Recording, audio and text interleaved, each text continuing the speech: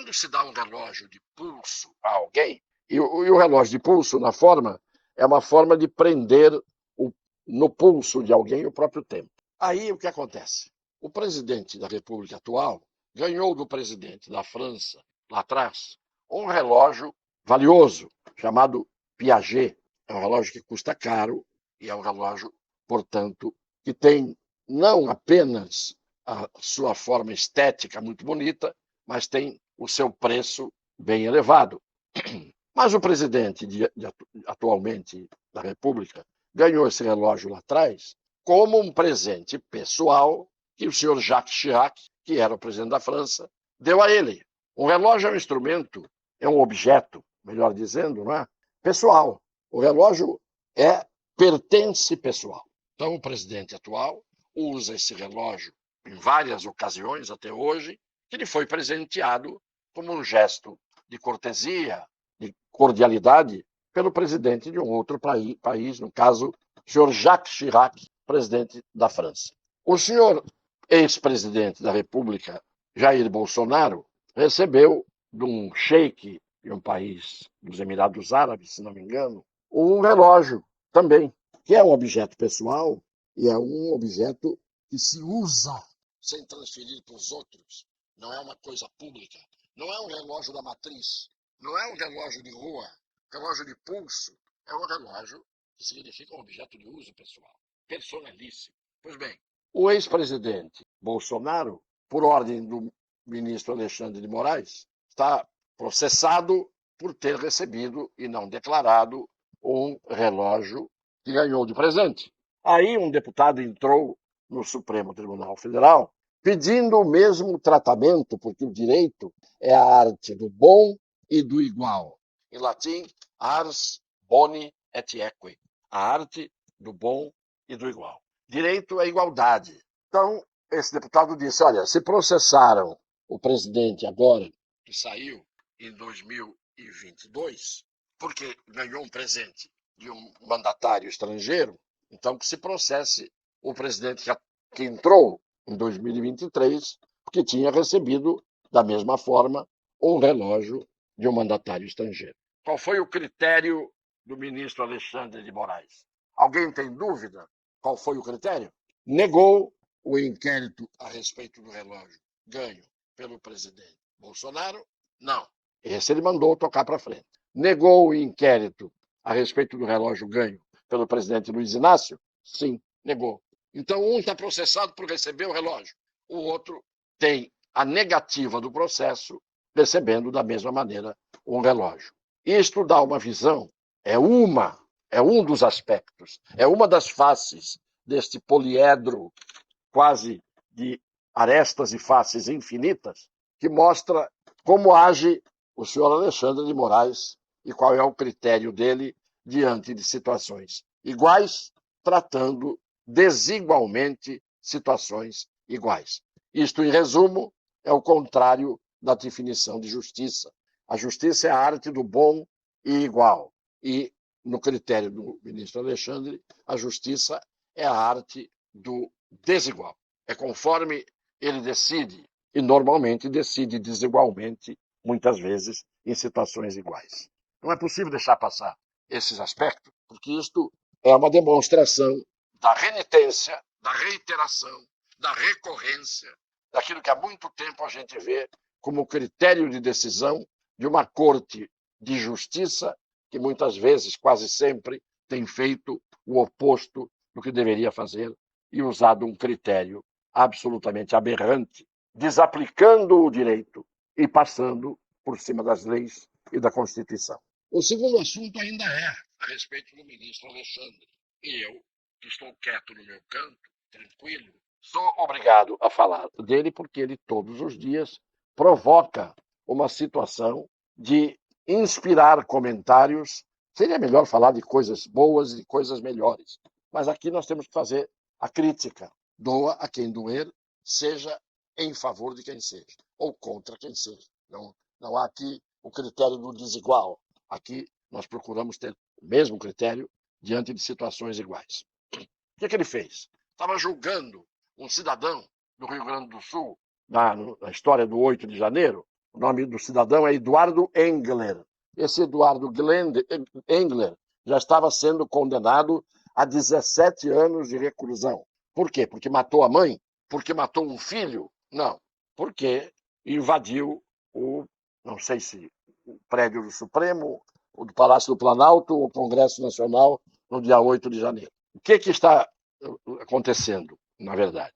A notícia é a de que ele vai ter que colocar agora a continuação do julgamento no plenário, não mais virtual, presencial no plenário do Supremo, porque a defesa do senhor Eduardo Engler provou que o senhor Eduardo Engler jamais esteve em Brasília, a não ser no dia 8 de janeiro, e nunca esteve acampado na esplanada dos ministérios, muito menos às portas dos quartéis e assim por diante. Mas o senhor Alexandre de Moraes, que parece que não lê o processo quando interessa, estava dando 17 anos afirmando que o senhor Eduardo Engler estava lá em Brasília antes e acampado. E houve uma prova de que ele saiu do Rio Grande do Sul no dia 6 e chegou a Brasília no dia 8 e, portanto, a fundamentação da condenação do senhor Alexandre de Moraes era absolutamente leviana, contrária à prova dos autos. Agora, o recurso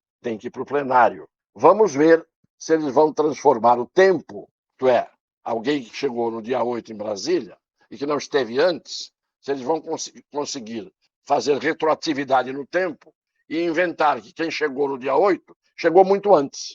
Esta é mais uma das provas de que tem muita gente sendo julgada e tendo ficado presa, e alguns ainda estão sendo ou inocentes ou não tendo feito nada que justificasse esse tempo de prisão que é apropriado para aqueles que cometem crimes hediondos.